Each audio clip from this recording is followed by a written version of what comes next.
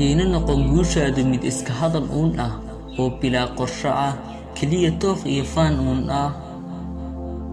ka bara daqiiqada ku dhaaftaa inaanay waxba sidoodii ahaanin ee wax waliba sida daqiiqadaasi kuu dhaaftay ayay kuu dhaafayaan.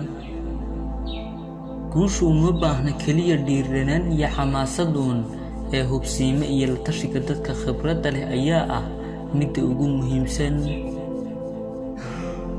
ha ku koobin aragtidaada iyo fiirsigaaga hal meel uun ee wax badan khulaasee si aad fogaan araggaaga kor ugu qaado.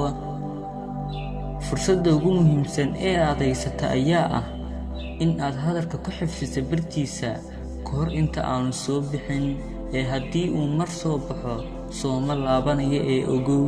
iska jirkan mar waliba kuu sheegaya xumaanta qof kale laga yaabaa inuu adigana kaa dhigo mid sidiisa xumaanta uun ka hadlaa oo uu ku saameeyo. Wassalaamu calaykum waraxmatullaahi wabarakaatuh.